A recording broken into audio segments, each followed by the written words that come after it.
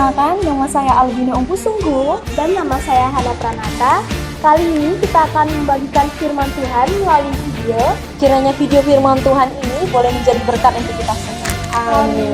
Selamat menyaksikan. Ku tak akan berhenti memuji, meninggikan nama-Mu selalu, menari, memuliakan-Mu. Shalom teman-teman semua. Pada kesempatan kali ini kita akan belajar kebenaran firman Tuhan dan kita mau sama-sama belajar supaya firman Tuhan ini tertanam dalam hati kita. Kita akan buka Alkitab kita di dalam Daniel pasal yang pertama, ayat yang ke-9 dan ayat yang ke-17. Saya akan bacakan. Maka Allah mengaruniakan kepada Daniel kasih dan sayang dari pemimpin pegawai istana itu. Dan ayat yang ke-17, kepada keempat orang muda itu Allah memberikan pengetahuan dan kepandaian tentang berbagai-bagai tulisan dan hikmat, sedang Daniel juga mempunyai pengertian tentang berbagai-bagai penglihatan dan mimpi. Dan saya akan berikan judul kebenaran firman Tuhan pada saat ini adalah karunia Allah. Berkuasa, sanggup bangkitkan. Kita akan baca ayat yang pertama. Pada tahun yang ketiga pemerintahan Yoyakim Raja Yehuda, datanglah Nebukadnezar Raja Babel ke Yerusalem, lalu mengepung kota itu. Nah teman-teman, Yoyakim itu merupakan Raja Yehuda. Dia melakukan apa yang jahat di mata Tuhan. Untuk itu Tuhan murka dan menyerahkan mereka ke dalam tangan Raja Babel, sehingga mereka diangkut ke Babel menjadi budak dan menjadi tawanan.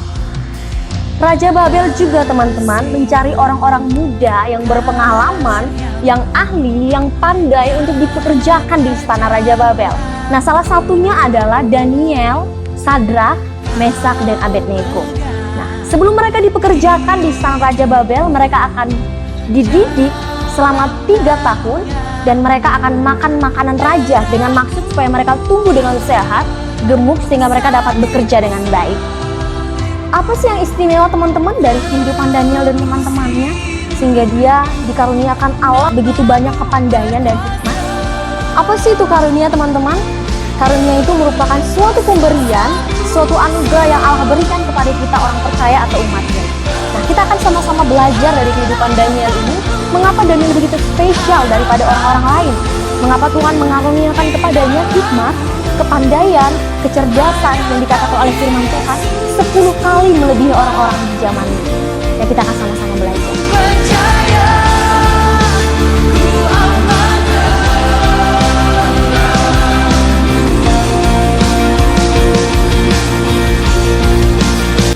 Yang menjadi pertanyaannya adalah mengapa Daniel mendapat kasih karunia Allah? Yang pertama kita baca pada ayat yang ke-8, saya akan membacakannya. Daniel berketetapan untuk tidak menajiskan dirinya dengan santapan raja dan dengan anggur yang biasa diminum raja.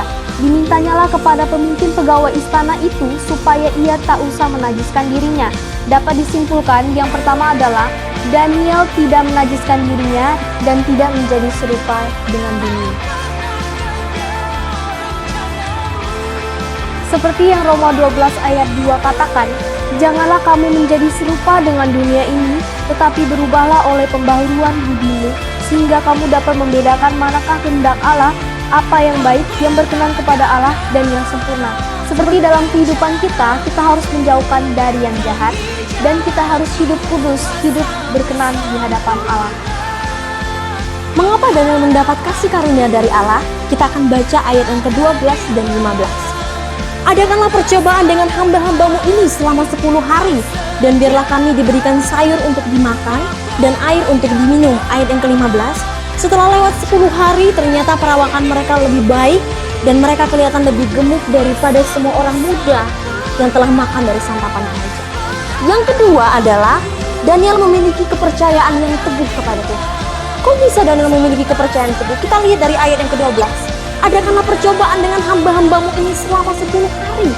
Daniel berani karena dia yakin bahwa pemeliharaan Tuhan atas hidupnya adalah nyata.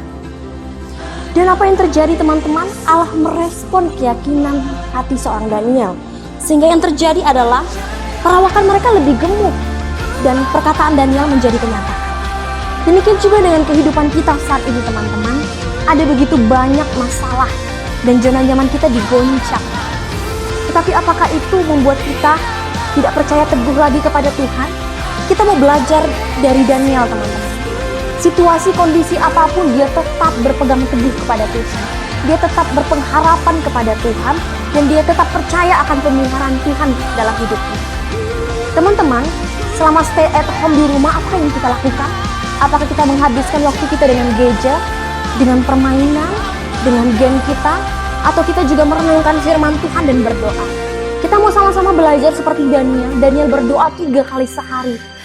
Daniel memiliki hubungan yang baik dengan Tuhan. Ketika kita memiliki hubungan yang baik dengan Tuhan, maka iman percaya kita akan semakin bertumbuh dan kita akan semakin teguh di dalam Tuhan.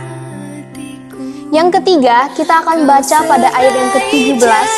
Kepada keempat orang muda itu Allah memberikan pengetahuan dan kepandaian tentang berbagai-bagai tulisan dan hikmat, sedang Daniel juga mempunyai pengertian tentang berbagai-bagai penglihatan dan mimpi. Berarti dapat disimpulkan bahwa Daniel menjaga pergaulannya.